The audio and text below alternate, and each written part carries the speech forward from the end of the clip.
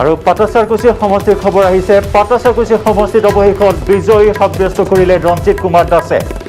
বিজেপিৰ ৰাজ্যিক সভাপতি ৰঞ্জিত কুমাৰ দাসৰ জয়লাভ পৰাস্ত হ'ল কংগ্ৰেছ প্ৰাৰ্থী শান্তনু শৰ্মা এই মুহূৰ্তৰ বিগ ব্ৰেকিং নিউজ পাটাচাৰকুছিত বিজয়ৰ হাঁহি ৰঞ্জিত কুমাৰ দাসৰ ৰাজ্যিক বিজেপিৰ সভাপতি ৰঞ্জিত কুমাৰ দাসৰ জয়লাভ পৰাস্ত হ'ল কংগ্ৰেছৰ প্ৰাৰ্থী শান্তনু শৰ্মা সৰ্বক সমষ্টিৰ পৰা তেওঁক প্ৰাৰ্থিত্ব দিয়া হৈছিল টিকট দিয়া হৈছিল পাটাচাৰকুছি সমষ্টিৰ পৰা কিয়নো সৰ্বক সমষ্টিৰ যিহেতু মহাজোঁট বন্ধনৰ প্ৰাৰ্থী দিয়াৰ কথা আৰু তাৰে পৰিপ্ৰেক্ষিতত বিজেপিৰ বাবে জয়ৰ পথ কিছু সুগম নহ'ব এই আশংকা কৰিয়েই তেওঁ পাটাচাৰকুছি সমষ্টিলৈ আহিছিল এইখিনি কথা যথেষ্ট চৰ্চিত হৈছিল সেইখিনি সময়ছোৱাত আৰু অৱশেষত পাটাচাৰকুছি সমষ্টিৰ পৰাই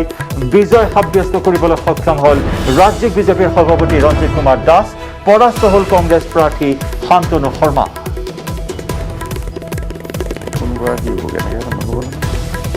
যথেষ্ট প্ৰত্যাহ্বান আছিল ৰঞ্জিত কুমাৰ দাসৰ সন্মুখত অগপৰ শক্তিশালী প্ৰাৰ্থী পবিন্দ্ৰ ডেকা ইতিমধ্যে অগপ ত্যাগ কৰি তেওঁ আঞ্চলিক দলত যোগদান কৰে অন্য এটা আঞ্চলিক দলত যোগদান কৰি তেওঁ প্ৰতিদ্বন্দ্বিতা আগবঢ়াইছিল যথেষ্ট গণভিত্তি আছিল পবিন্দ্ৰ ডেকাৰ কিন্তু তাৰ পিছতো ৰঞ্জিত কুমাৰ দাসে অনায়াসে বিজয়ৰ হাঁহি মাৰিবলৈ সক্ষম হ'ল পাটাচাৰকুছি সমষ্টিৰ পৰা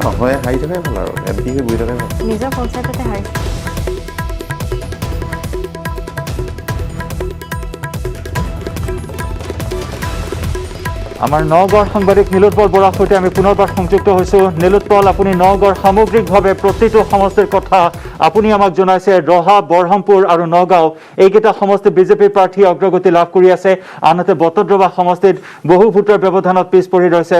বিজেপিৰ আঙুলতা ডেকা আৰু কি তথ্য আছে আপোনাৰ হাতত নিশ্চিতভাৱে জয়ন্ত কথা ক'লিব যে এই মুহূৰ্তত আমাৰ ষ্টুডিঅ'ত ইতিমধ্যে উপস্থিত আছে বিজেপিৰ এগৰাকী মুখপাত্ৰ সুভাষ দত্ত তেখেতে ইতিমধ্যে নগাঁৱত পৰিভ্ৰমণ কৰিছিলে আৰু সেই সময়ত আমি কথা বতৰা পাতিছিলোঁ আমি সেই সময়ত জনাইছিলোঁ যে সংখ্যালঘু এলেকাত কিন্তু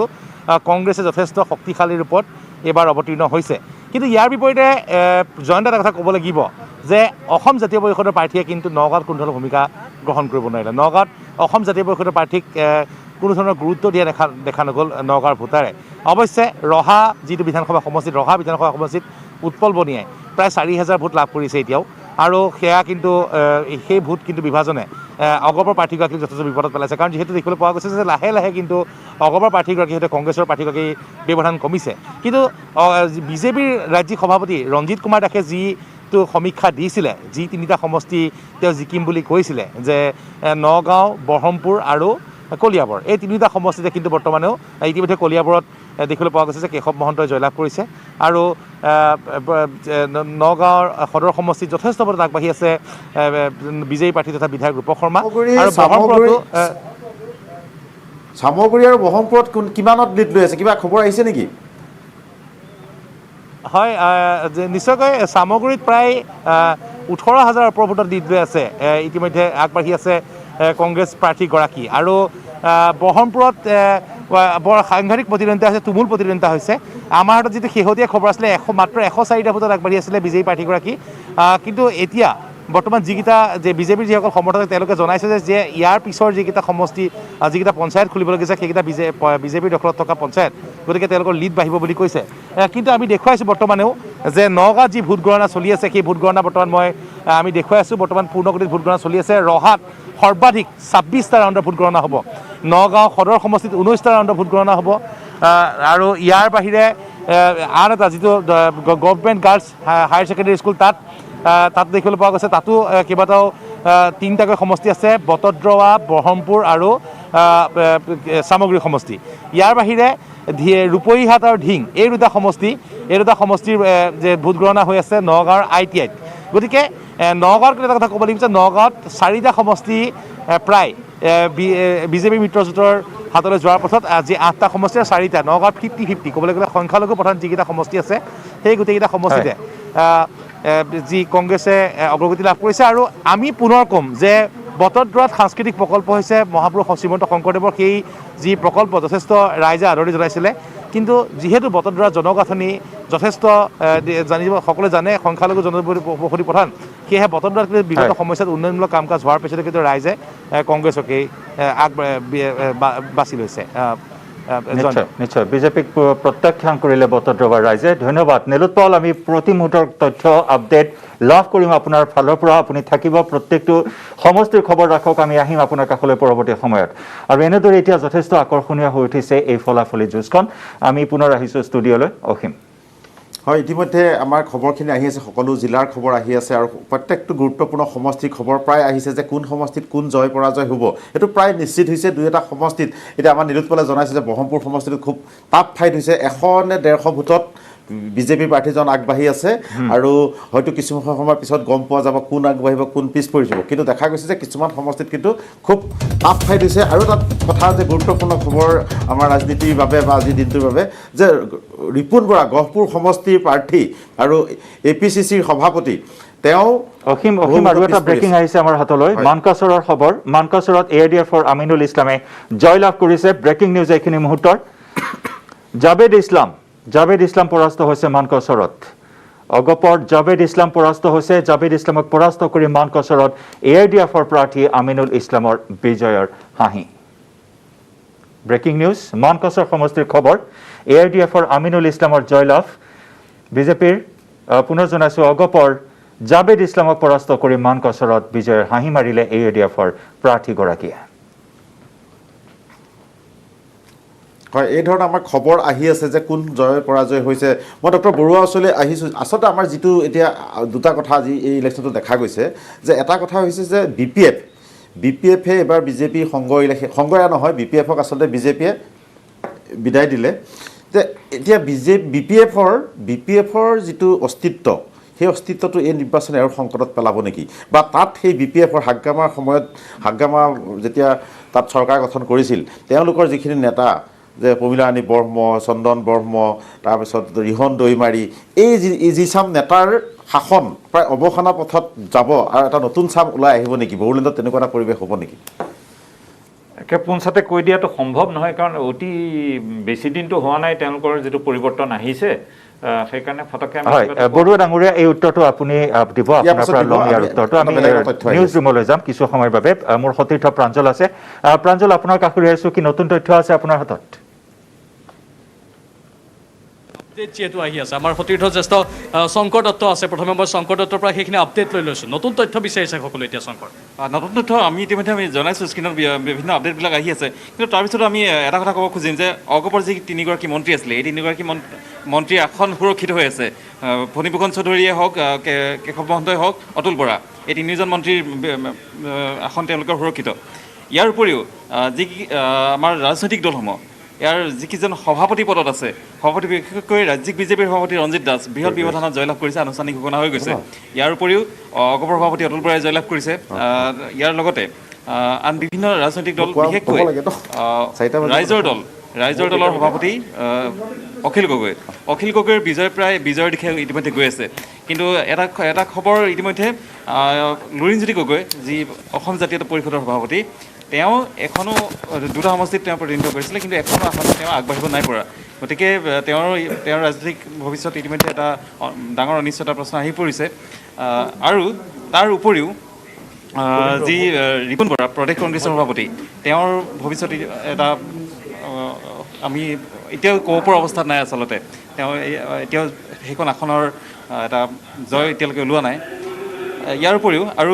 বিভিন্ন আমাৰ হাতত আপডেট আহিছে মোৰ সতীৰ্থসকল আছে তেওঁলোকে জনাই থাকিব ঠিক আছে শংকৰ দত্তই এইখিনি আপডেট দিলে কিন্তু যুঁজখন যিমান আকৰ্ষণীয় হ'ব বুলি ভাবিছিলোঁ আমি সিমান যেন আকৰ্ষণীয় নহ'ল ক'ৰবাত দুই এটা চিটত কিছু তাৰ পাৰ্থক্য অহা পূৰ্বতকৈ দেখিবলৈ পোৱা গৈছে আন দুজন জ্যেষ্ঠ সতীৰ্থ আছে মণি ভট্টাচাৰ্য আৰু ৰোহিত গগৈ মণি ভট্টাচাৰ্য আপোনাৰ লগত কি শেহতীয়া আপডেট আছে অখিল গগৈ জিকিব পাৰে বুলি কৈ আছে আঙুলতা কি পৰাজিত হ'বগৈ পাৰে নেকি প্ৰায় 7,500 ভোটত অখিল গগৈ আগবাঢ়ি আছে বুলি খবৰ আহিছে আঙুলতা পাছ পৰি আছে 24খন আসনৰ ফলাফল ওলাইছে এতিয়ালৈকে বিজেপিয়ে চৰকাৰ গঠন কৰিব মানে 5 গেৰেণ্টি বিফল হ'ল আৰু আঁচনি যি অৰুণোদয়কে ধৰি যিবোৰ আঁচনি সেইবোৰ সফল হৈছে বুলি ধৰি ল'ব পাৰি ব্যাপক মূল্য বৃদ্ধি কৰৰ বোজা তাৰ পিছতো মানুহ ভোটাৰ শাসকীয় পক্ষৰ লগত আছে মানে ক'ৰবাত বিৰোধীক বিশ্বাসত ল'ব নোৱাৰিলে নেকি জনসাধাৰণে ৰোহিত গগৈ তাৰ বাবে এই মেণ্ডেট হয় যিহেতু আমি ইতিমধ্যে যিখিনি ফলাফল পাইছোঁ সেই ফলাফলখিনি সেইটোৱেই যিহেতু নিশ্চিত কৰিছে যে পুনৰবাৰ বিজেপি চৰকাৰ হয়তো ৰাইজে বিচাৰিছে যাৰ বাবে আচলতে এই মুহূৰ্তলৈকে বিজেপিৰ যিখিনি আচলতে প্ৰাৰ্থী তেওঁলোক আগবাঢ়ি আছে আৰু তেওঁলোকৰ বহুকেইজন ইতিমধ্যে জয়ী হৈছে আৰু কংগ্ৰেছৰ মহাজোঁটৰ যি আচলতে ৰাইজক যি তেওঁলোকে যি 5 গেৰাণ্টি দিছিল সেই 5 গেৰাণ্টিত হয়তো ৰাইজে আস্থাত লোৱা নাই যাৰ বাবে তেওঁলোকে আচলতে এই মুহূৰ্তত যেনেধৰণে আচলতে ফলাফল দেখুৱাব লাগে তেনেধৰণে কৰিব পৰা নাই আৰু ৰাইজে যিটো আশা কৰিছিল যে এখন খুব প্ৰবল প্ৰতিদ্বন্দ্বিতা হ'ব তীব্ৰ যুঁজ হ'ব কিন্তু সেইটো এই মুহূৰ্তত আমি দেখিবলৈ নাই পোৱা প্ৰাঞ্জল অত্যন্ত গুৰুত্বপূৰ্ণ ছুপাৰ ছানডেত নিউজ 18 অসম নৰ্থ ইষ্টে শুদ্ধ আৰু দ্ৰুত খবৰ আপোনালোকক জনাই আছোঁ আমি সকলো কোভিড প্ৰট'কল মানি আমাৰ নিউজ ডেস্কত সতীৰ্থসকলে কাম কৰি আছে কিন্তু আমি যিমান পাৰোঁ চেষ্টা কৰিছোঁ প্ৰতিটো শুদ্ধ খবৰ আৰু সত্য খবৰ যাতে দ্ৰুত ৰূপত আপোনালোকক দিব পাৰোঁ আমাৰ এছ'চিয়েট এডিটৰ নিলয় ভট্টাচাৰ্যও আছে নিলয় ভট্টাচাৰ্য এইবাৰ সাংঘাতিক আকৰ্ষণীয় হ'ব বুলি ভাবিছিলোঁ যুঁজখন কিন্তু যেনেধৰণে হ'ব লাগিছিল বিৰোধীয়ে যেন শক্তি দেখুৱাব পৰা নাই তেওঁলোকে প্ৰাঞ্জল প্ৰথম কথা হ'ল কংগ্ৰেছৰ কাৰণে এইটো এটা মেক এণ্ড ব্ৰেক আৰু এটা ভাল সুযোগ আছিলে এইবাৰ প্ৰতি উত্তৰ দিবলৈ আৰু নিজকে প্ৰতিষ্ঠিত কৰিবলৈ আকৌ শাসনলৈ উভতি আহিবলৈ কংগ্ৰেছে সেইটোৰ কাৰণে কোনো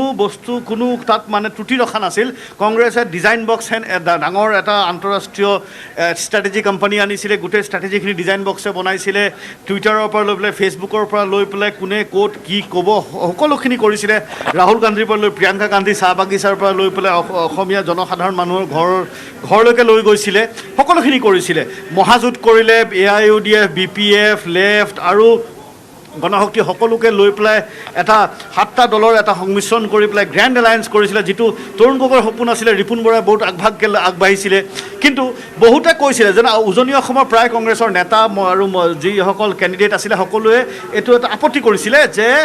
যদি AIUDFৰ লগত একেলগে থাকোঁ তেতিয়াহ'লে উজনি অসমত আমাৰ ক্ষতি হ'ব পাৰে আৰু যদি আমি এতিয়া মই যদি কওঁ উজনি অসমৰ কথা তেতিয়াহ'লে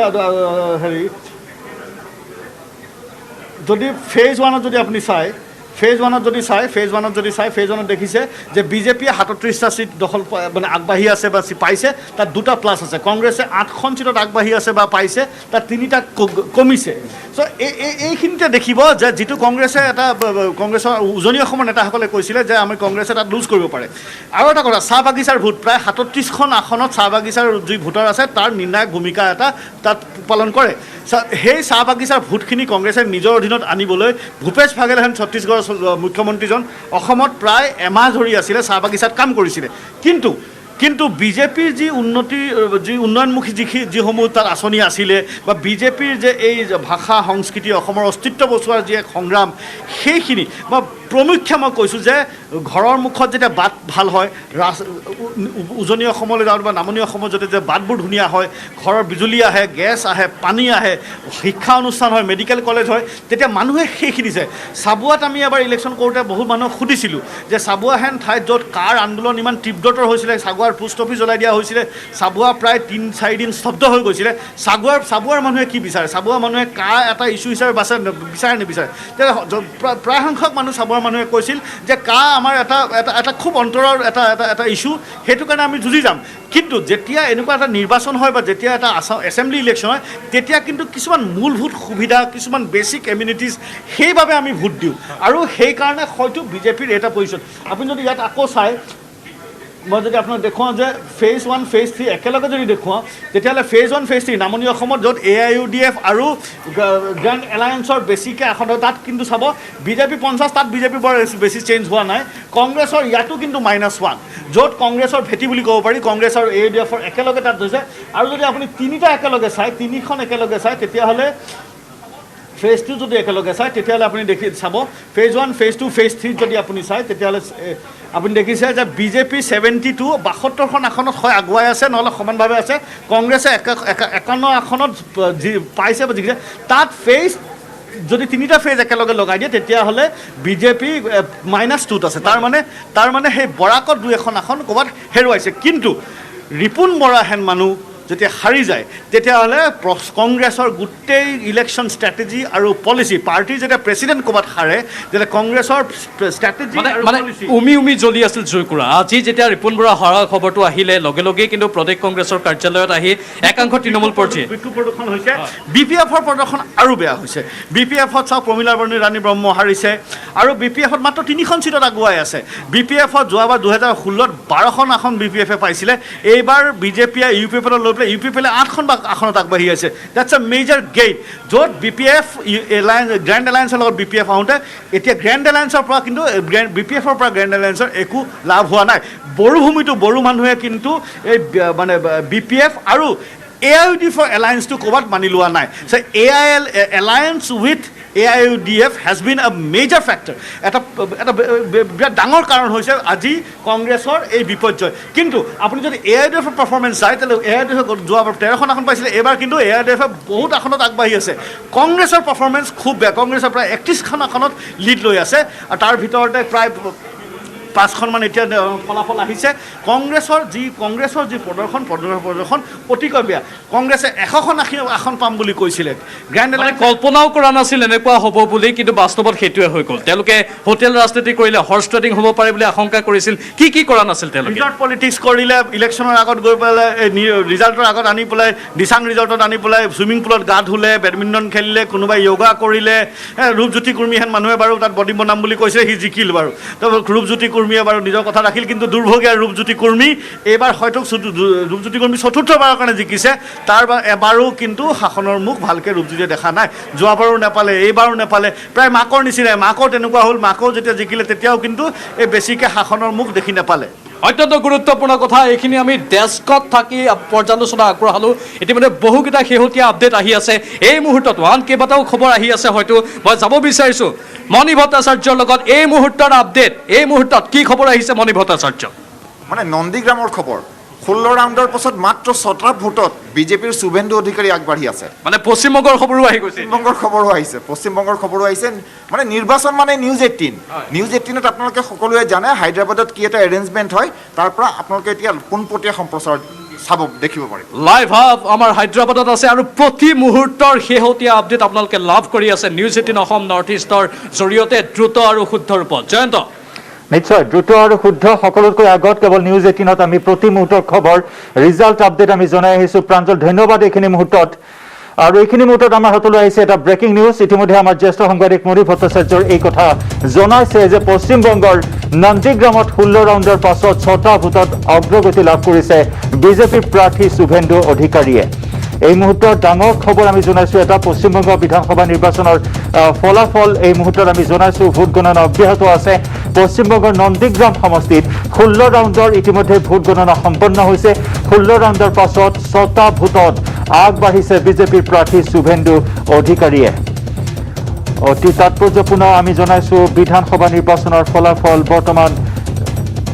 ভোট গণনা অব্যাহত আছে এয়া পশ্চিমবংগৰ আমি বৰ্তমানৰ অগ্ৰগতিৰ বিষয়ে জনাইছোঁ 16টাকৈ ৰাউণ্ডৰ পাছত 6টা ভোটত অগ্ৰগতি লাভ কৰিছে বিজেপি প্ৰাৰ্থী শুভেন্দু অধিকাৰীয়ে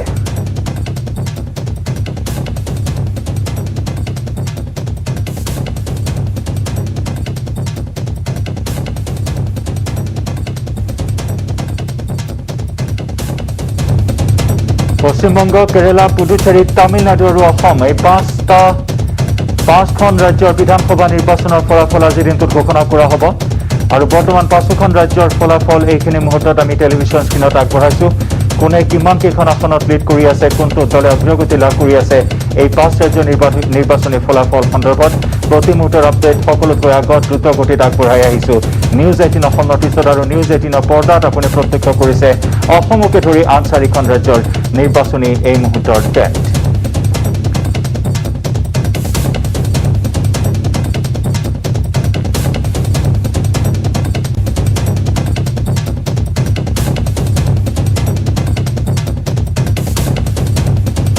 বিজেপিৰ শুভেন্দু অধিকাৰী 16 ৰাউণ্ডৰ পাছত মাত্ৰ 6টা ভোটৰ ব্যৱধানত অগ্ৰগতি লাভ কৰি আছে যথেষ্ট আকৰ্ষণীয় হৈছে নন্দীগ্ৰামৰ যুঁজখন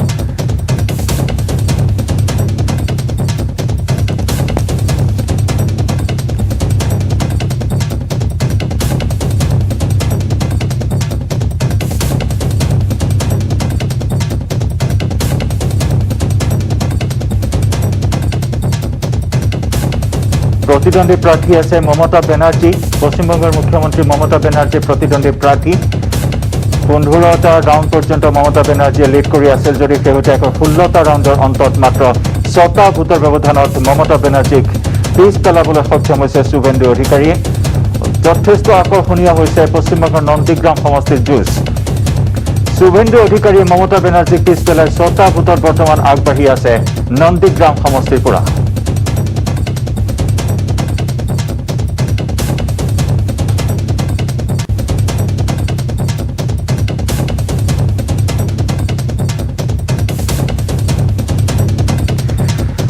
আনহাতে পুনৰ আহিছোঁ আমি অসমৰ প্ৰসংগলৈ অসমত এই মুহূৰ্তত আমি জনাইছোঁ দলগাঁও সমষ্টিৰ খবৰ দলগাঁৱত AIDFৰ মুজিবুৰ ৰহমানৰ জয়লাভ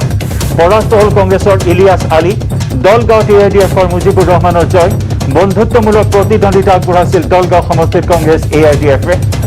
আৰু দলগাঁৱত AIDFৰ মুজিবুৰ ৰহমানৰ জয়লাভ পৰাস্ত হ'ল কংগ্ৰেছৰ ইলিয়াছ আলী 2016 চনতো দুয়োগৰাকী প্ৰাৰ্থীৰ মাজত তুমুল প্ৰতিদ্বন্দ্বিতা হৈছিল 2016 চনত ইলিয়াছ আলীয়ে বিজয় সাব্যস্ত কৰিছিল যদিও এইবেলে বন্ধুত্বমূলক প্ৰতিদ্বন্দ্বিতা কংগ্ৰেছ AIDFৰ মাজত আৰু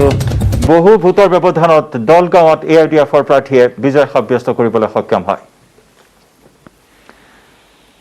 আৰু এইখিনি মুহূৰ্তত আমি বিশেষ বুলেটিনলৈ আপোনাক স্বাগতম জনাইছোঁ মোৰ সৈতে আছে সতীৰ্থ গীতাশ্ৰী বেজবৰুৱা আমি দলগাঁৱৰ খবৰ এইখিনি মুহূৰ্তত জনাইছোঁ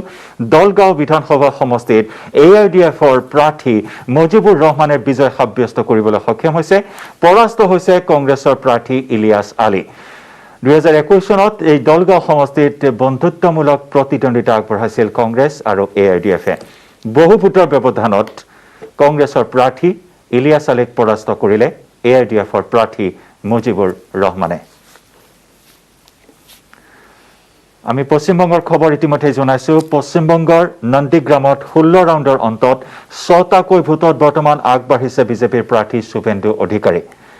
আৰু যথেষ্ট আকৰ্ষণীয় হৈছে পশ্চিমবংগৰ নন্দীগ্ৰাম সমষ্টিৰ এই যুঁজ 16টাকৈ ৰাউণ্ডৰ ইতিমধ্যে ভোট গণনা সম্পন্ন হৈছে আৰু এই 16টাকৈ ৰাউণ্ডৰ ভোট গণনাৰ অন্তত 6টা ভোটত অগ্ৰগতি লাভ কৰিছে বিজেপিৰ প্ৰাৰ্থী শুভেন্দু অধিকাৰীয়ে অৰ্থাৎ 15টা ৰাউণ্ড পৰ্যন্ত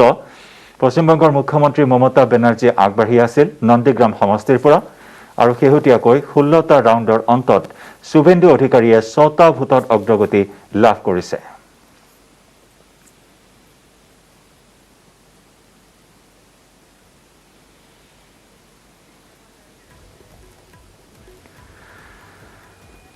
আৰু এইখিনি মুহূৰ্তত আমি হায়দৰাবাদত থকা আমাৰ জ্যেষ্ঠ সাংবাদিক নৱজিৎ ভাগৱতীৰ সৈতে সংযুক্ত হৈছোঁ live hub result update team প্ৰতিমুহূৰ্তৰ আপডেট দ্ৰুত গতিত নিউজ 18ৰ দৰ্শকসকলক হায়দৰাবাদৰ পৰা আমি জনাই আহিছোঁ আমি আকৌ এবাৰ সংযুক্ত হৈছোঁ আমাৰ জ্যেষ্ঠ সাংবাদিক নৱজিৎ ভাগৱতীৰ সৈতে নৱজিৎ প্ৰতিমুহূৰ্তৰ আপডেট দ্ৰুত গতিত আমি আগবঢ়াইছোঁ নিউজ 18ৰ দৰ্শকসকলক সকলোতকৈ আগত সঠিক আৰু শুদ্ধ খবৰ এই মুহূৰ্তত আৰু কি খবৰ আছে অসমকে ধৰি 5খন ৰাজ্যৰ নিৰ্বাচনী ফলাফল হয় জয়ন্ত মই এতিয়া উপস্থিত আছোঁ দেশৰ সৰ্ববৃহৎ নিউজ নেটৱৰ্ক নিউজ 18 নেটৱৰ্কৰ এই বৃহৎ লাইভ ৰিজাল্ট হাবত উপস্থিত আছোঁ আৰু এইবাৰ পশ্চিমবংগৰ খবৰ আমি দিবলৈ ওলাইছোঁ পশ্চিমবংগত তীব্ৰ প্ৰতিদ্বন্দ্বিতা হৈছে বিজেপি আৰু TMCৰ মাজত এই প্ৰতিদ্বন্দ্বিতা অব্যাহত আছে কিন্তু তাতকৈ অতি আকৰ্ষণীয় পৰ্যায়ত উপনীত হৈছে নন্দীগ্ৰাম সমষ্টিৰ যি নিৰ্বাচনী যুঁজ সেই সমষ্টিত প্ৰতিদ্বন্দ্বিতা কৰিছে মুখ্যমন্ত্ৰী মমতা বেনাৰ্জী আৰু একালৰ সতীৰ্থ শুভেন্দু অধিকাৰী আছে বিজেপিৰ প্ৰাৰ্থী হিচাপে গতিকে এই যি নন্দীগ্ৰাম সমষ্টিত যিটো কাটে কি টক্কৰ বুলি যিটো কোৱা হয় সাধাৰণতে তীব্ৰ প্ৰতিদ্বন্দ্বিতা হৈছে প্ৰতি মুহূৰ্তত ৰিজাল্ট সলনি হৈছে ফলাফল সলনি হৈ আছে এবাৰ যদি মমতা বেনাৰ্জী আগবাঢ়ি গৈছে এবাৰ আকৌ শুভেন্দু অধিকাৰীয়ে তেওঁ ঠাই দখল কৰি লৈছে আমাৰ লগত উপস্থিত আছে নিউজ 18 बांग्लार सांबादिक इल्मास मिस्टर इल्मास जी जो हो रहा है नंदीग्राम में अभी कांटे की टक्कर हो रहा है ये समाप्त होने जा रहा है काउंटिंग कैसा है स्थिति कैसा है देखिए अभी कांटे की टक्कर है नंदीग्राम में क्योंकि नंदीग्राम में आप कह सकते हैं कि T20 मैच की लास्ट फाइनल ओवर वह चल रहे हैं 16 राउंड काउंटिंग हो चुकी है शुभेंदु अधिकारी सिर्फ 6 वोटों से आगे है सिर्फ 6 वोटों से आखिरी राउंड की काउंटिंग चल रही है कुछ भी हो सकता है और आपको पता है नंदीग्राम अभी हॉट सीट है क्योंकि सीएम कैंडिडेट और उन्हीं का प्रोडिजी जिनका हाथ पकड़ के 2011 में नंदीग्राम में ममता बनर्जी सीएम बनी थी उन्हीं का प्रोडिजी शुभेंदु अधिकारी इस बार पलट के बीजेपी में जाके उन्हीं का अगेंस्ट खड़ा है। और एक और चीज है कि बीजेपी का शुभेंदु अधिकारी उन्होंने कहा था कि 50,000 वोटों से हम हराएंगे ममता बनर्जी को। अब वो तो चलिए अभी सपना भी रह गया, पर ये आखिरी राउंड में हमको देखना है कि कितना लीड लेती है। ये शुभेंदु अधिकारी अपना 6 को बरकरार रख के आगे लेके जाते हैं, या ममता बनर्जी जो काफी हम लोग सुबह से देख रहे हैं कि वो ट्रेल कर रही है, कम बैक कर रहे हैं, ट्रेल कर रहे हैं, कम बैक कर रहे हैं। अभी भी क्या वो दीदी मैजिक, दीदी फैक्टर चल जाएगी? क्योंकि बंगाल में मैंडेट क्लियर है, 210 है टीएमसी, बीजेपी है 79 पे। बंगाल में सैफरन नहीं, हवा का रंग अभी हरा ही है। যি আছিল জয়ন্ত, তাত বিজেপিয়ে এইবাৰ পশ্চিমবংগ দখল কৰাৰ কাৰণে পূৰ্ণ তেওঁলোকৰ যি শক্তি আছে সকলো শক্তি সামৰ্থ্য তাত সঁপি দিছিল। কিন্তু তাত সেয়া যি ফলাফল তেওঁলোকে আশা কৰিছিল সেই ফলাফল তেওঁলোকে তেওঁ নাপালে। বৰঞ্চ তেওঁলোকে 100ৰ সীমাও ক্ৰছ কৰিব নোৱাৰিলে, 100ৰ সীমা অতিক্ৰম কৰিব নোৱাৰিলে। প্ৰধানমন্ত্ৰী মোদী, কেন্দ্ৰীয় গৃহমন্ত্ৰী অমিত শ্বাহ, জে পি নাড্ডাকে ধৰি কোন অহা নাছিল নিৰ্বাচন প্ৰচাৰ চলাবলৈ। তাৰ পিছতো তেওঁলোকে পশ্চিমবংগত যি ফলাফল আশা কৰিছিল, অথবা পশ্চিমবংগৰ শাসন ক্ষমতা দখল কৰাৰ কাৰণে তেওঁলোকে যি বেহু ৰচনা কৰিছিল, সেই বেহুৱে তেওঁলোকক কাম নিদিলে। বৰঞ্চ মমতা বেনাৰ্জীয়ে অধিক শক্তিশালী হৈ এইবাৰ আকৌ পশ্চিমবংগত নিজৰ দখল সাব্যস্ত কৰিবলৈ ওলাইছে। কিন্তু তেওঁ যি ভবানীপুৰ সমষ্টি আছিল মমতা বেনাৰ্জীৰ পূৰ্বৰ, সেই ভবানীপুৰ সমষ্টি এৰি তেওঁ নন্দীগ্ৰামত প্ৰতিদ্বন্দ্বিতা কৰিলে। কাৰণ নন্দীগ্ৰামত তেওঁৰ একালৰ সতীৰ্থ শুভেন্দু অধিকাৰীয়ে তাত বিজেপিৰ প্ৰাৰ্থী হিচাপে থিয় হৈছিল। সেই নন্দীগ্ৰামত মমতা বেনাৰ্জীয়ে আহি তাত প্ৰচাৰ চলাইছিল। শুভেন্দু অধিকাৰীয়ে ইতিমধ্যে আমাৰ সতীৰ্থ সাংবাদিক ইলমাছে কৈছে যে শুভেন্দু অধিকাৰীয়ে এসময়ত কৈছিল যে 50,000 ভোটত তেওঁ পৰাস্ত কৰিব মমতা বেনাৰ্জীক। সেই সপোনটো তেওঁৰ চুৰমাৰ হ'লে। বৰঞ্চ হয়, ভাল কাম কৰিলে ভাল ফল পায়। অসমৰ ৰাইজে সেইবাবে ভাল ফল দিছে ভাৰতীয় জনতা পাৰ্টীৰ লগতে মিত্ৰজোঁটক। গতিকে নিশ্চিতভাৱে অসমৰ ৰাইজৰ প্ৰতি আমাৰ অন্তৰৰ পৰা গভীৰ শ্ৰদ্ধা আৰু কৃতজ্ঞতা জ্ঞাপন কৰিছোঁ।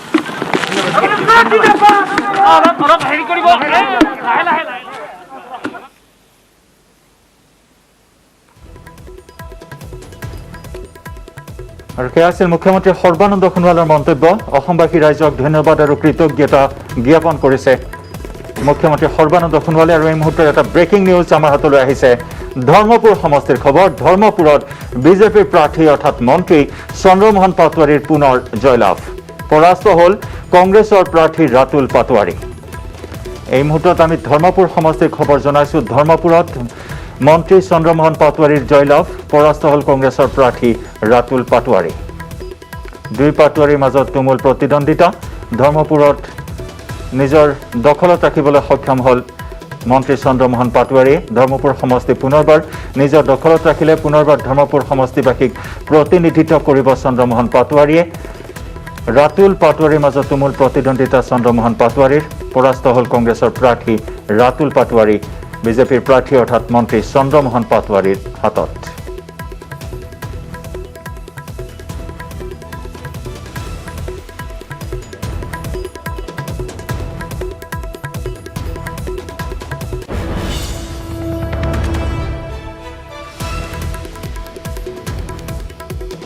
আৰু বৰ্তমানে অব্যাহত আছে ভোট গণনা। কেইবাটাও ৰাউণ্ড ইতিমধ্যে সম্পন্ন হৈছে আৰু এই ৰাউণ্ডসমূহৰ ফলাফলৰ অগ্ৰগতিৰ খবৰ, কোন প্ৰাৰ্থীয়ে বিজয় হাঁহি মাৰিছে, প্ৰত্যেকটো খবৰ আমি ক্ষিপ্ৰগতিত আপোনালোকৰ সন্মুখলৈ লৈ আহিছোঁ। শুদ্ধ ৰূপত প্ৰতিটো খবৰ আপোনালোকৰ সন্মুখত লৈ আহিছোঁ। আৰু ইতিমধ্যে পাটাচাৰকুছি সমষ্টি অত্যন্ত এটা আকৰ্ষণীয় সমষ্টি আছিল। পাটাচাৰকুছি সমষ্টি যথেষ্ট প্ৰত্যাহ্বান আছিল ৰঞ্জিত দাসৰ সন্মুখত, আৰু সেই সকলো প্ৰত্যাহ্বান নেওচি ৰঞ্জিত দাসে পাটাচাৰকুছি সমষ্টিৰ পৰা বিজয় সাব্যস্ত কৰিবলৈ সক্ষম হৈছে। আৰু ঠিক তেনেদৰে নিউজ ডেস্কৰ পৰা আমাৰ জ্যেষ্ঠ সাংবাদিক শংকৰ দত্তই জনাইছে যে অগপৰ তিনিওগৰাকী মন্ত্ৰীয়ে নিজৰ নিজৰ সমষ্টি পুনৰ নিজৰ দখলত ৰাখিবলৈ সক্ষম হ'ল। আৰু তাৰ ভিতৰত অন্যতম হৈছে ফণীভূষণ চৌধুৰীৰ কথা আমি যদি কওঁ, 8বাৰৰ বাবে তেওঁ বিজয় সাব্যস্ত কৰিছে। বিধানসভালৈ নিৰ্বাচিত হৈছে। এক অভিলেখ সৃষ্টি কৰি পুনৰবাৰ ফণীভূষণ চৌধুৰীয়ে বিজয়ৰ হাঁহি মাৰিবলৈ সক্ষম হৈছে।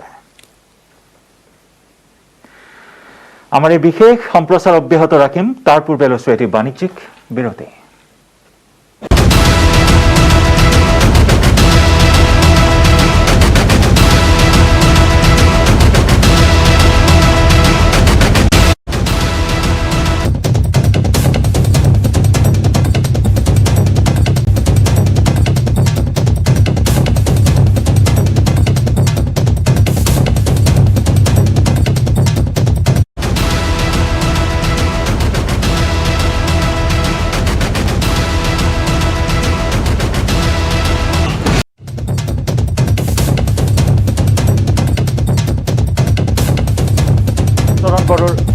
জয়লাভ মাজবাটত BPFৰ চৰণ বড়োৰ জয়লাভ আনহাতে পানেৰীত বিজেপিৰ বিশ্বজিৎ দৈমাৰীৰ জয়লাভ দুটা সমষ্টি BTADৰ দুটা সমষ্টিৰ খবৰ এইখিনি মুহূৰ্তত আমি জনাইছোঁ পানেৰীত বিজেপিৰ বিশ্বজিৎ দৈমাৰীৰ জয়লাভ আৰু মাজবাটত BPFৰ চৰণ বড়োৰ জয়লাভ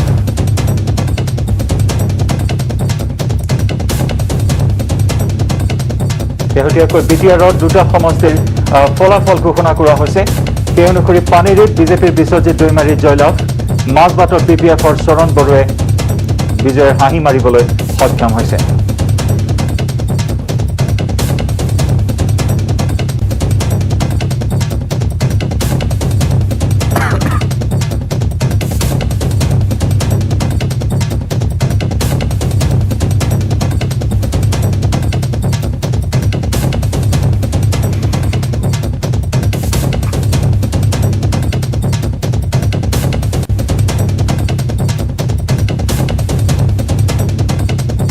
আৰু নন্দীগ্ৰামৰ পৰা আহিছে আন এক খবৰ আমাৰ হাতলৈ পশ্চিমবংগৰ নন্দীগ্ৰাম সমষ্টিত মমতা বেনাৰ্জীৰ জয়লাভ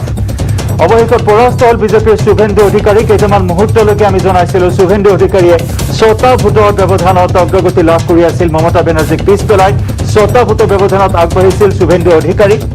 16টাকৈ ৰাউণ্ডৰ অন্তত এই ফলাফল এই মুহূৰ্তত আমি জনাইছোঁ অৱশেষত নন্দীগ্ৰাম সমষ্টিত মমতা বেনাৰ্জীয়ে জয়লাভ কৰিছে নিজৰ সমষ্টি এৰি নন্দীগ্ৰাম সমষ্টিৰ পৰা প্ৰতিদ্বন্দ্বিতা আগবঢ়াইছিল মমতা বেনাৰ্জীয়ে নিৰ্বাচনী প্ৰচাৰ সভা চলাইছিল আৰু এইবাৰ কলকাতা বিজেপিয়ে দখললৈ নিবলৈ সকলো ফালৰ পৰা প্ৰচেষ্টা হাতত লৈছিল বহু প্ৰচাৰ সভাত অংশগ্ৰহণ কৰিছিল নৰেন্দ্ৰ মোদী অমিত শ্বাহে কিন্তু অৱশেষত যেন সপোন পূৰণ নহ'ল বিজেপিৰ গেৰুৱা বাহিনীত আৰু পুনৰবাৰ বিজয় ধ্বজা উৰুৱাবলৈ সক্ষম হৈছে মমতা বাহিনীয়ে মমতা বেনাৰ্জীৰ জয়লাভ নন্দীগ্ৰাম সমষ্টিৰ পৰা পৰাস্ত হ'ল বিজেপিৰ শক্তিশালী নেতা শুভেন্দু অধিকাৰী TMC ত্যাগ কৰি বিজেপিত যোগদান কৰি তেওঁ বিজেপিৰ পৰা প্ৰতিদ্বন্দ্বিতা আগবঢ়াইছিল শুভেন্দু অধিকাৰীয়ে আৰু শুভেন্দু অধিকাৰীৰ লগত প্ৰতিদ্বন্দ্বিতা আগবঢ়াইছিল মমতা বেনাৰ্জীয়ে আৰু অৱশেষত শুভেন্দু অধিকাৰীক পৰাস্ত কৰি বিজয়ৰ হাঁহি মাৰিবলৈ সক্ষম হ'ল পশ্চিমবংগৰ মুখ্যমন্ত্ৰী মমতা বেনাৰ্জীয়ে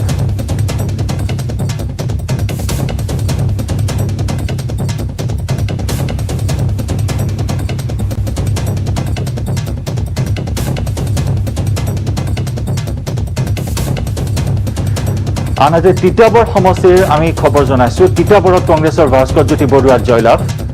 ওদালগুৰিত UPPLৰ গোবিন্দ চন্দ্ৰ বসুমতাৰীৰ জয়লাভ তিতাবৰ যথেষ্ট সন্মানৰ প্ৰশ্ন জড়িত হৈ থকা এটা সমষ্টি প্ৰাক্তন মুখ্যমন্ত্ৰী প্ৰয়াত তৰুণ গগৈৰ এটা প্ৰতিনিধিত্ব কৰা সমষ্টি যথেষ্ট সন্মানৰ প্ৰশ্ন জড়িত হৈ আছে কংগ্ৰেছৰ বাবে এই সমষ্টিটোত আৰু প্ৰাৰ্থী হিচাপে প্ৰক্ষেপ কৰা হৈছিল ভাস্কৰ জ্যোতি বৰুৱাক আৰু অৱশেষত তিতাবৰত কংগ্ৰেছৰ যি ভেটি সেই ভেটি অটুট ৰাখিবলৈ সক্ষম হ'ল ভাস্কৰ জ্যোতি বৰুৱাই আনহাতে ওদালগুৰিত UPPLৰ গোবিন্দ চন্দ্ৰ বসুমতাৰীৰ জয়লাভ পৰাস্ত হ'ল BPFৰ ৰিহন দৈমাৰী বিগ লষ্ট BPFৰ বাবে বিগ লষ্ট ৰিহন দৈমাৰী পৰাস্ত হ'ল ওদালগুৰিত UPPLৰ প্ৰাৰ্থী গোবিন্দ চন্দ্ৰ বসুমতাৰীয়ে বিজয়ৰ হাঁহি মাৰিলে পৰাস্ত হ'ল ৰিহন দৈমাৰী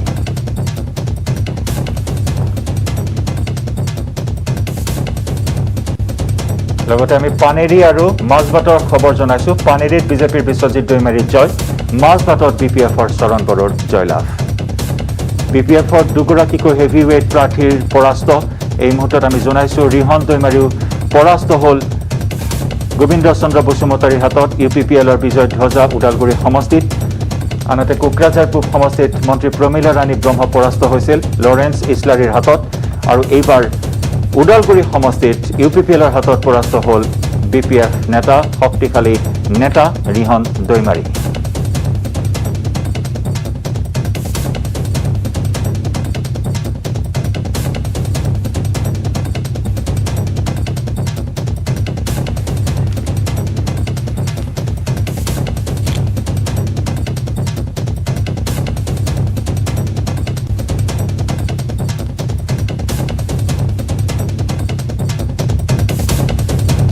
আমি ষ্টুডিঅ'লৈ উভতি আহিছোঁ ষ্টুডিঅ'ত যেহেতু দুগৰাকীকৈ অতিথি আছে আমাৰ সৈতে ডক্টৰ নৱনীল বৰুৱা আৰু বিজেপিৰ স্পোক্স পাৰ্চন হিমাশ্ৰী দেৱী অসীম মই আপোনাৰ কাষলৈ আহিছোঁ কিন্তু তাৰ পূৰ্বে মই নৱনীল বৰুৱা ডাঙৰীয়াক এটা প্ৰশ্ন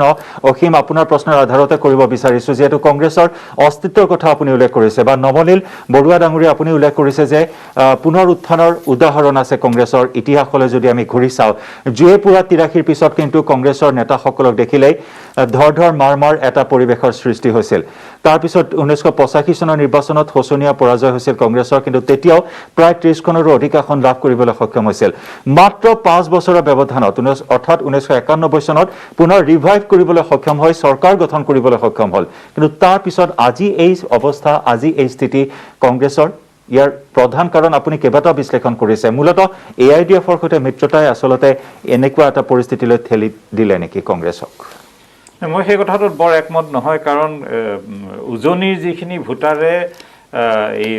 কি কয় ভাৰতীয় জনতা পাৰ্টিক দিব বা এই হিন্দুত্বৰ কথাটো ভাবি পেলাই দিব বা ধৰ্মীয় চিন্তাধাৰাৰে ভোট দিব তেওঁলোকে AUDF থাকিলেও দিব নাথাকিলেও দিব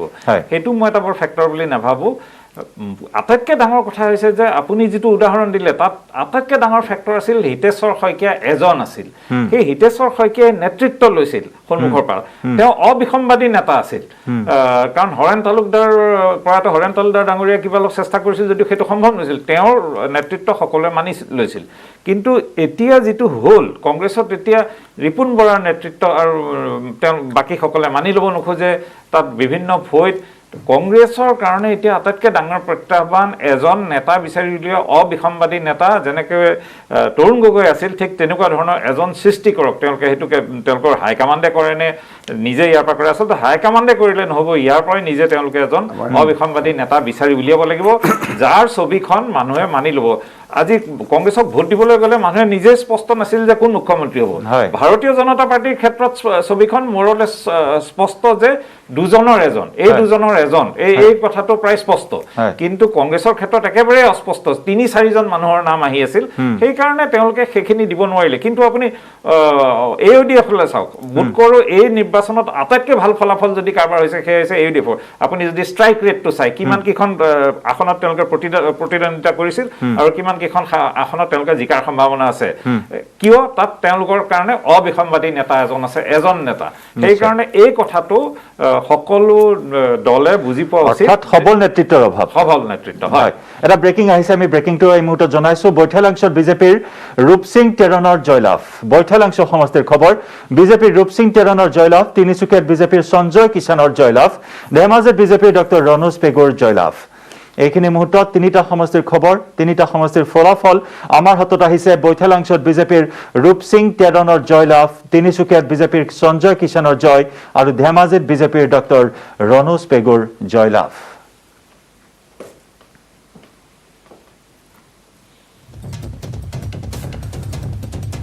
আমি পুনৰ আহিছোঁ আমি ষ্টুডিঅ'ৰ মজিয়ালৈ অসীম হয় এই মুহূৰ্তত যিখিনি খবৰ আহিছে যে আটাইতকৈ যিসকল ৰথী মহাৰথীৰ নিৰ্বাচনত অৱতীৰ্ণ হৈছিল প্ৰায় অধিকাংশই জয় হৈছে কিন্তু আটাইতকৈ অঘটন ঘটিছে BPFৰ ক্ষেত্ৰত যে বড়োলেণ্ডৰ পৰা যিটো খবৰ আহিছে যে এই দলটোৰ প্ৰতি এটা মহা প্ৰত্যাহ্বান আহি পৰিছে কাৰণ ৰিহন দৈমাৰী এতিয়া অৱস্থিত আমি জানিব পৰা নাই যদিও তেওঁ পিছ পৰি আছে বুলি গম পাইছোঁ ৰিহন দৈমাৰী পৰাজয় স্বীকাৰ কৰিছে তেওঁ পৰাজয় হৈছে কিন্তু চন্দন বৰ্মা আন এজন নেতা তেওঁৰ আমি খবৰ অলপ দিনলৈকে তেওঁ পিছ পৰি আছিলে কিন্তু এই মুহূৰ্তত তেওঁৰ অৱস্থিতি জানিব পৰা নাই হয়তো কিছু সময় পিছত গম পাম কিন্তু ৰিহন দৈমাৰী পৰাজয় প্ৰবীণা ৰাণী বৰ্মৰ পৰাজয় কিন্তু বিজেপিৰ বাবে এটা ডাঙৰ ছেটবেক আৰু ইতিমধ্যে BPFৰ পৰা আঁতৰি অহা বিশ্বজিৎ দৈমাৰীয়ে জয় সাব্যস্ত কৰিছে তেওঁ বিধায়ক হিচাপে জয় সাব্যস্ত কৰিছে গতিকে BPFৰ প্ৰথম আঘাত দিছিলে ৰিহন দৈমাৰী আঁতৰি আহি বিশ্বজিৎ দৈমাৰী এতিয়া ৰিহন দৈমাৰী পৰাজয় হৈছে প্ৰবীণা ৰাণী বৰ্মৰ পৰাজয় হৈছে হাগ্গামা মহিলা এতিয়া প্ৰায় অকলশৰীয়া হৈ পৰিছে গতিকে এই কথাটোৱে বড়োলেণ্ডত এইবাৰ কেনেকুৱা ধৰণৰ প্ৰভাৱ পেলাব তাৰ মই এইটো ক'ব খুজিছোঁ যে বড়োলেণ্ডত এটা নতুন ৰাজনীতি নতুন এটা নেতা নতুন একাংশ বিধায়কৰ আত্মপ্ৰকাশ ঘটিব নেকি আপোনাক সুধিব খুজিছোঁ আৰু সেইটোৱে দিছপুৰত এবাৰ গুৰুত্বপূৰ্ণ ভূমিকা ল'ব তেওঁলোকে মই দুটা কথা বিশেষভাৱে উল্লেখ কৰিব পাৰোঁ আমি বড়ো শান্তি চুক্তি যেতিয়া স্বাক্ষৰিত হৈছিলে কিন্তু এই কথাটো আমি যদি লক্ষ্য কৰোঁ তেনেহ'লে এই চৰকাৰখন যেতিয়া শাসনলৈ আহিছিলে আমাৰ সিদিনাখন দ্বিতীয়খন যিখন বড়ো শান্তি চুক্তি স্বাক্ষৰিত হ'ল এই কথাত এই চৰকাৰখনৰ যে বড়ো ভূমিত শান্তি অনাৰ যিটো প্ৰতিষ্ঠা প্ৰয়াস অহৰহ এক প্ৰয়াস এই প্ৰয়াসে বড়ো ৰাইজে উপলব্ধি কৰিছে আৰু তেওঁলোকে বুজি উঠিছে চাওক BPFৰ আমাৰ এই সিদ্ধান্ত যি আছিল যে BPFক আমি মিত্ৰজোঁটৰ পৰা আমাৰ এবাৰ আঁতৰাই ৰাখি UPPLৰ লগত যি মিত্ৰজোঁট এবাৰ আমাৰ মিত্ৰজোঁটৰ হ'ল বহু ৰাইজে আমাক সমালোচনা কৰিছিলে ইভেন আমি শুনিবলৈ পাইছিলোঁ বা বহু মিডিয়া হাউচেও বা টক শ্ব'বিলাকতো এইটো সমালোচনা হৈছিলে যে হয়তো এবাৰ বিজেপি এইটো ভুল কৰিছে কিন্তু ইতিমধ্যে এয়া প্ৰমাণ হৈ গৈছে স্পষ্ট ৰূপত যে বিজেপিৰ এই সিদ্ধান্ত সঠিক সিদ্ধান্ত আছিলে আৰু বিজেপি চৰকাৰখনৰ এই মিত্ৰজোঁটৰ চৰকাৰখনৰ যিসমূহ কাৰ্যকলাপ আছিলে এই কাৰ্যকলাপে ইতিমধ্যে আমি তাৰ প্ৰতিফলন আমি বড়ো ভূমিটো দেখিবলৈ পাইছোঁ UPPLক প্ৰমোদ বড়োৰ নেতৃত্বত UPPLৰ যি শক্তিশালী উত্থান হৈছে এই শক্তিশালী উত্থানে অনাগত দিনত বড়ো ভূমিত এক নতুন ইতিহাস ৰচনা কৰিব এইখিনিতে মোৰ হাতত এটা বিশেষ তথ্য আহিছে যে লুৰিণজ্যোতি গগৈ ডাঙৰীয়াই আপোনাৰ নাহৰকটীয়া সমষ্টিৰ পৰা তেওঁ পৰাজয়ৰ দিশে আগবাঢ়িছে ইতিমধ্যে তৰংগ গগৈ ডাঙৰীয়া প্ৰায় 15,000 ভোটত জয়ৰ দিশে আগবাঢ়িছে নহয় ইতিমধ্যে জয়লাভ নিশ্চিত হৈছে আনুষ্ঠানিকতা বাকী আছে দুলু আহমেদ ডাঙৰীয়াও যি হাজো সমষ্টিৰ পৰা এবাৰ নতুনকৈ AJPৰ তৰফৰ পৰা প্ৰতিদ্বন্দ্বিতা বঢ়াইছিলে সুমন হৰিপ্ৰিয়া বাইদেউৰ ওচৰত তেখেতো ইতিমধ্যে প্ৰায় 21,000 ভোটত সুমন হৰিপ্ৰিয়া ডাঙৰীয়ানী জয়লাভ সাব্যস্ত হৈছে আনুষ্ঠানিকতা বাকী আছে বুলি আমি খবৰ পাইছোঁ গতিকে নিশ্চিতভাৱে আমি এটা কথা দেখিবলৈ পাইছোঁ যে ৰিপুন বৰা ডাঙৰীয়া যি 5 গেৰাণ্টি দিছিল মই এটা মানে মোৰ নিজৰ অভিজ্ঞতাৰ কথা ক'ম এই সময়ত মই নিৰ্বাচনী প্ৰচাৰ চলাবলৈ গৈছিলোঁ নাহৰকটীয়াৰ চাচনি গাঁৱত মানে চাচনি এক বৃহত্তৰ অঞ্চল তাত প্ৰায় যথেষ্ট সংখ্যক গাঁও আছে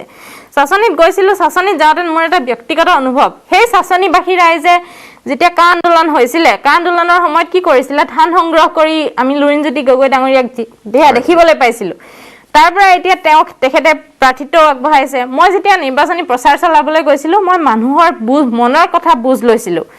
চাচনিবাসী ৰাইজৰ এটা ডাঙৰ অভিযোগ আছিল তেওঁলোকৰ বৰ ডাঙৰ সমস্যা এটা হৈ আছিলে এখন গাঁৱত তেওঁলোকৰ আজি বহু বছৰ ধৰি তেওঁলোকৰ এখন দলং নাছিলে মানে সাংঘাতিক ধৰণৰ এক পৰিত্যক্ত অৱস্থা এই যে বাঁহৰ সাঁকুৱেদি মানে তেওঁলোকে অহা যোৱা কৰিব লাগিছিলে কিন্তু এই চৰকাৰখন অহাৰ পাছত তেওঁলোকৰ সেই দলংখন এবাৰ দলংখনৰ পকীকৰণৰ কাম যেতিয়া হৈ গ'ল এখন RCC ব্ৰিজ দিলে আৰু ব্ৰিজখন হৈ গ'ল ৰাইজ মানে যথেষ্ট সুখী হৈছে যে সেই তেওঁলোকৰ মনৰ ভাৱটোতে বুজি পাইছিলোঁ যে ইখন গাঁৱৰ পৰা এজন ৰোগী আনিবলৈ হ'লে তেওঁলোকে আগতে চিন্তা কৰিব লগা হৈছিল এই তেওঁলোকে যদি কোনোবা এক জেগালৈ আনিব লগা হৈছিল এইবিলাক সৰু সৰু কথা হ'ব পাৰে কিন্তু এই কথাবিলাক বহুত ডাঙৰ ফেক্টৰ এই নিৰ্বাচনত এয়া সাব্যস্ত হৈছে যদিহে তেওঁ ভাবিছিলেও যে কা আন্দোলনৰ জৰিয়তে তেওঁলোকে আচলতে কা আন্দোলনটো কি কৰিছিলে মানুহৰ মাজত সাংঘাতিক ধৰণৰ তেওঁলোকে ঢৌ এটা আনি দিছিলে সেই সময়ত আবেগ এটা সৃষ্টি কৰিছিলে কিন্তু সেই আবেগটোক লৈ তেওঁলোকে কি কৰিলে আমাৰ গুৱাহাটীখনত কি ধ্বংসলীলা হৈ গ'ল সেয়া ৰাইজে দেখিলে কিন্তু সেই পৰৱৰ্তী সময়ত তেওঁলোকে বহু ধৰণৰ অপপ্ৰচাৰো চলাইছিলে যে 1,90,00,000 বাংলাদেশী সিপাৰে ৰৈ আছে ট্ৰাকত উঠি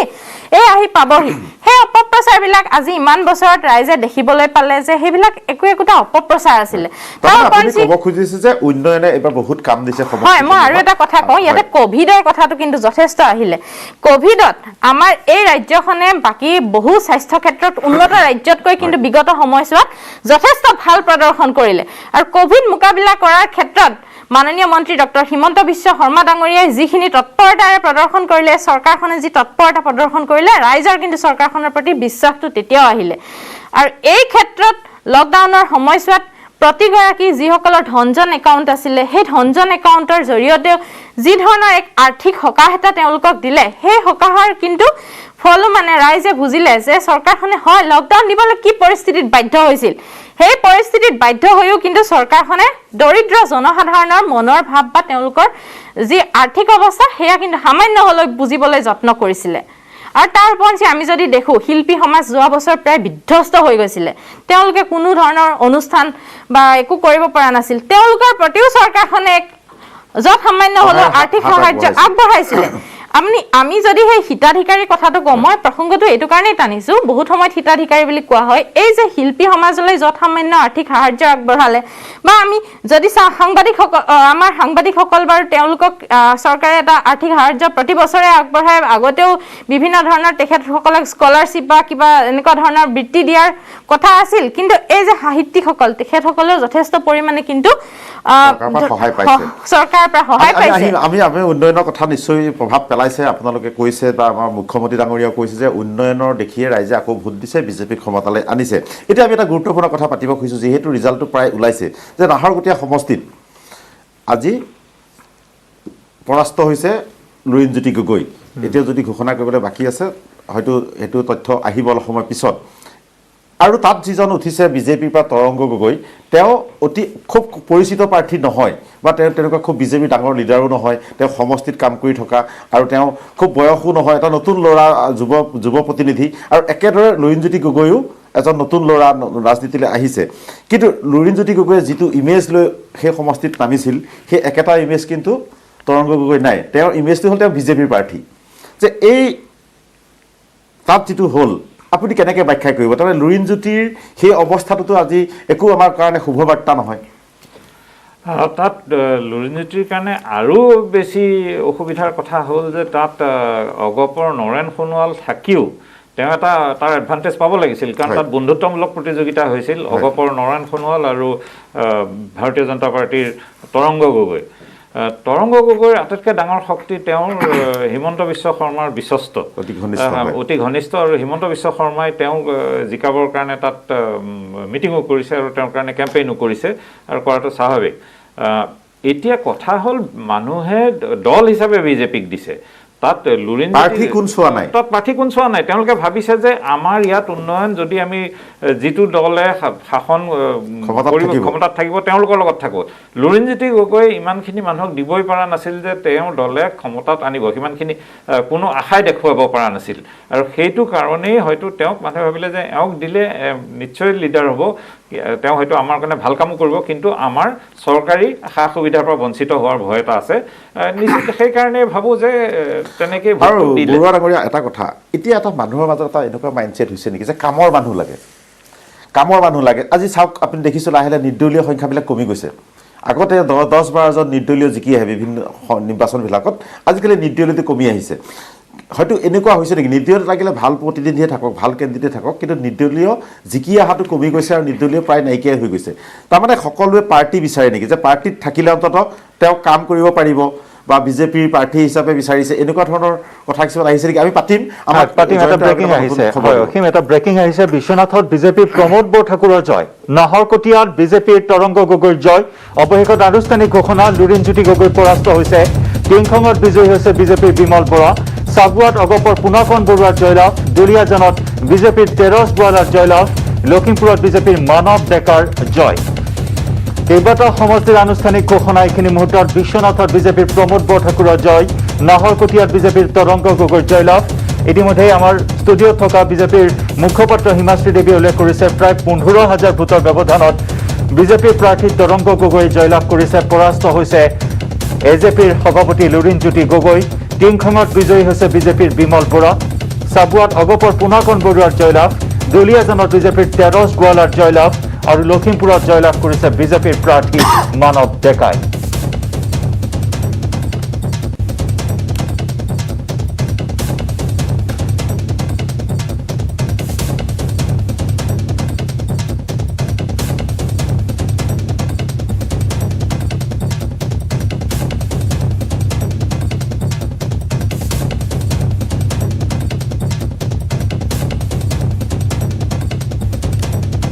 হয়, এইবাৰ দেখা গৈছে, আমি দেখা পাইছোঁ যে কেইবাখনো নতুন মুখ কিন্তু নিৰ্বাচিত হৈ আহিছে, নতুন প্ৰজন্মৰ, যি নতুনকৈ ৰাজনীতিলৈ আহিছে তেওঁলোক জিকি আহিছে। যেনে এতিয়া মানৱ ডেকা লখিমপুৰৰ পৰা ওলাই আহিছে, তৰংগ গগৈ জিকি আহিল, ইফালে পলাশবাৰীৰ পৰা জিকি আহিছে হেমাংগ ঠাকুৰীয়া। গতিকে কিছুমান নতুন মুখ আহিছে, তেনেকৈ প্ৰমীলাৰাণী ব্ৰহ্ম ঘৰুৱাই,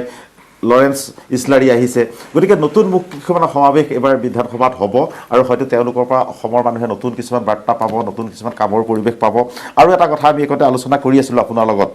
যে যিটো কৈছোঁ যে আজি তৰংগ গগৈ বা কিছুমান প্ৰাৰ্থী জিকি আহিছে যিবিলাকৰ খুব জনপ্ৰিয়তা নাই বা মানুহে ইমান গম নাপায়, কিন্তু সমষ্টিত হয়তো তেওঁলোকৰ সাংগঠনিক ভেটিটোৱেও বহুত নিৰ্বাচনৰ ক্ষেত্ৰত গুৰুত্বপূৰ্ণ ভূমিকা পালন কৰে নেকি, যি কাৰণে আজি জাতীয় পৰিষদ ধূলিতছাত হৈ গৈছে। আজি তেওঁলোকে বহু সমষ্টিত প্ৰাৰ্থিত্ব দিছিল, প্ৰায় 40-45টা সমষ্টিত প্ৰাৰ্থিত্ব দিছিল। তাত সভাপতিৰ এতিয়া বিধ্বস্ত অৱস্থা। আজি দুলীয়াজনত তেওঁৰ কি হৈছে সেই খবৰটো হয়তো আমি অলপ পিছত পাম, কিন্তু তাৰ বাদে বেলেগ সমষ্টিত কিন্তু তেওঁলোকৰ কোনো নাম গুণে নাই। তাৰমানে সাংগঠনিক ভেটিটোহে মেইন বস্তু নেকি? আচল কথা সাংগঠনিক ভেটি আৰু তাত আগৰ পৰা কাম কৰি থকা মানুহৰ প্ৰভাৱ কি কয় আপুনি? ইয়াৰ আগতে এটা প্ৰশ্ন সুধিছিল, দুইটা মই একেলগে উত্তৰ দিব খুজিছোঁ যে যিবিলাক নিৰ্দলীয় সদস্যবিলাক, যিবিলাক নিৰ্দলীয় নিৰ্বাচিত হৈছিল, আপুনি তেওঁলোকৰ পৰিপ্ৰেক্ষিতটো যদি চায়, তেওঁলোকে হয় বহু টকা পইচা নিজৰ আছিল, খৰচ কৰিছিল, নাইবা তাত কাম কৰি আছিল। সেইকাৰণে তেওঁলোকে তাত এটা স্থান সৃষ্টি কৰি লৈ পেলাই তেওঁলোকে নিৰ্বাচনত বিজয়ী হৈছিল। আজি হৈছে কি, এই যিটো টকা পইচা খৰচটো বা কাম কৰাটো এতিয়া চৰকাৰীভাৱে কৰা হ'ল, যে হিতাধিকাৰী আগতে যিটো পকেটৰ পইচা খৰচ কৰিবলগীয়া হৈছিল, চৰকাৰে সেই পইচাটো আগতে ব্লেকত খৰচ হৈছিল, এতিয়া হোৱাইটত দেখাকে খৰচ হৈছে। সেইকাৰণে সেই মানুহখিনিৰ প্ৰয়োজনীয় নাইকিয়া হৈ গ'ল, আৰু মানুহে নিজৰ কি লাভ হ'ব সেইটো চৰকাৰ বা ডিস্পত গুৰুত্ব নাপায় সেই বিধায়কসকলে। আৰু যিকেইজন মানে জিকি আহি পেলাই তেওঁলোকে বিধানসভাত কিছু অদ্ভুত কিছুমান কাণ্ড কৰিছিল, কাপোৰ কানিয়ে হওক বা তেওঁলোকে ভোটত স্পষ্টভাৱে কৈছিল যে আমি টকা লৈ পেলাই ভোট দিম, এনেকুৱা ধৰণৰ ঘটনা ঘটিছিল, যিটোৱে নিৰ্দলীয়ৰ যিটো বিশ্বাসযোগ্যতাটো কমাই দিলে। আৰু এই দলীয় ভেটিটো খুব গুৰুত্বপূৰ্ণ। ভাৰতীয় জনতা পাৰ্টীৰ আঁৰত এটা সাংঘাতিক শক্তি সোমাই আছে, যিটো আমি কোনেও গম নাপালোঁ বা আমি জানো, কথাটো খুব বেছি আলোচিত হোৱা নাই। সেইটো হৈছে ৰাষ্ট্ৰীয় স্বয়ংসেৱক সংঘ। 90 লাখ পুস্তিকা কাৰ সপক্ষে যেতিয়া কা আন্দোলন তীব্ৰ হ'ল, তেওঁলোকে যেতিয়া ভয় খালে, দেখিলে যে এইটো এটা তেওঁলোকক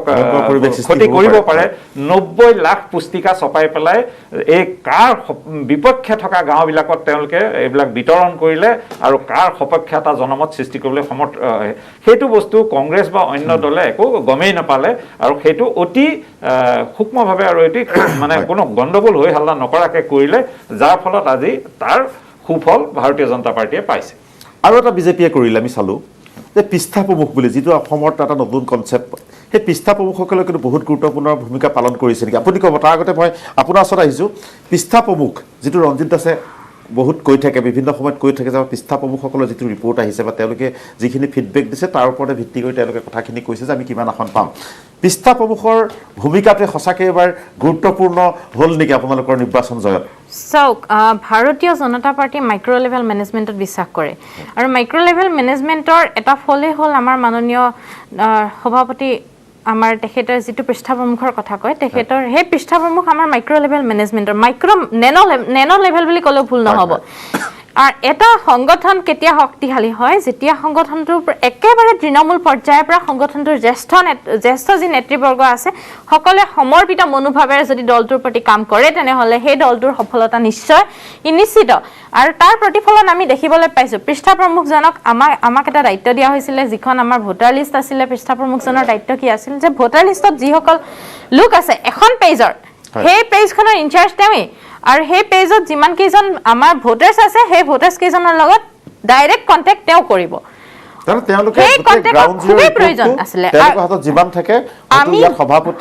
মুখ্যমন্ত্ৰী হাততো নাথাকিব পাৰে, একেবাৰে গ্ৰাউণ্ড জিৰ' ৰিপৰ্ট পৃষ্ঠা প্ৰমুখজনৰ লগত থাকে, আৰু সেই পৃষ্ঠা প্ৰমুখজনৰ ওপৰত আমাৰ শক্তি কেন্দ্ৰ আছিলে। আমি তেনেধৰণে আমাৰ মণ্ডল পৰ্যায়, আমাৰ বুথ, প্ৰতিটো বুথ আমি বিশেষকৈ লক্ষ্য কৰিছিলোঁ। আমাৰ যোৱা সময়ত আমাক কাম দিছিলে, মই যুৱ মৰ্চাৰ সাধাৰণ সম্পাদিকা, আমি প্ৰতিটো মৰ্চা, আমাৰ 8টা মৰ্চা আছে, প্ৰতিটো মৰ্চাই আমি বিশেষভাৱে কাম কৰিছিলোঁ। কি মহিলা মৰ্চাই নিজা ধৰণে কৰিছিল, যুৱ মৰ্চাই নিজা ধৰণে কৰিছিলে, আমাৰ যি আপোনাৰ চাহ জনজাতিৰ যিটো মৰ্চা আছে টি গাৰ্ডেন, তেওঁলোকে লাইন কমিটি গঠন কৰিছিলে, আমি বুথ কমিটি গঠন কৰিছিলোঁ। আৰু প্ৰতিটো বুথত আমি এটা কথা লক্ষ্য কৰিছিলোঁ যে 30জনকৈ কাৰ্যকৰ্তা আমাৰ প্ৰতিটো বুথত আছিল। অৰ্থাৎ বুথ শক্তিশালী হ'লেহে মোৰ সমষ্টিটোৰ কাৰণে কিন্তু আমি শক্তিশালী হিচাপে পৰিগণিত হ'ম। এই কথাখিনি খুব সূক্ষ্মভাৱে আমাৰ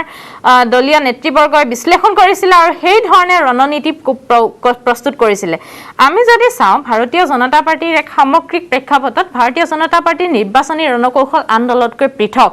সেয়া প্ৰতিবাৰে আমি যদি এই বিগত নিৰ্বাচনসমূহত চাই আহিছো প্ৰতিবাৰে সাব্যস্ত হৈ আহিছে কাম নিদিলে চাওক পশ্চিমবংগখন কেনেকুৱা ধৰণৰ তাৰ যি পপুলেশ্যন ডেমোগ্ৰাফি এইখিনি টোটেলি এটা বেলেগ কথা টোটেলি এটা বেলেগ কথা হয় হিমাশ্ৰী আপুনি নিৰ্বাচনী ৰণকৌশলৰ কথা কৈছে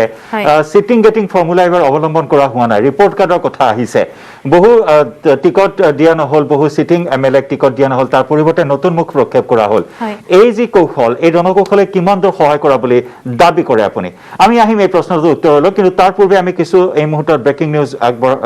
লৈ আহিছো লখিমপুৰত ইতিমধ্যে নতুন মুখ মানৱ ডেকা জয়লাভ কৰিছে চাবুৱাত অগপৰ পুনাকন বৰুৱাৰ জয়লাভ লখিমপুৰত বিজেপিৰ মানৱ ডেকাৰ জয়লাভ আৰু ইতিমধ্যে আমি জনাইছো নাহৰকটীয়াত তৰংগ গগৈয়ে জয়লাভ কৰিবলৈ সক্ষম হৈছে এইখিনি খবৰ এই মুহূৰ্তত আকৌ এবাৰ জনাইছো আপোনাক লখিমপুৰত বিজেপিৰ নতুন মুখ মানৱ ডেকাৰ জয়লাভ লখিমপুৰত নতুন মুখ তৰংগ গগৈৰ জয়লাভ চাবুৱাত অগপৰ পুনাকন বৰুৱাৰ জয়লাভ আৰু এইখিনি খবৰ এই মুহূৰ্তত আকৌ জনাইছো আপোনাক কেইবাটাও সমষ্টিৰ শেহতীয়া খবৰ আনুষ্ঠানিক ঘোষণা লখিমপুৰত বিজেপিৰ মানৱ ডেকাৰ জয়লাভ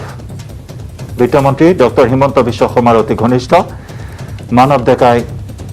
বিজয়ৰ হাঁহি মাৰিলে লখিমপুৰ সমষ্টিৰ পৰা আনহাতে নাহৰকটীয়াত জয়লাভ কৰিছে নতুন মুখ তৰংগ গগৈ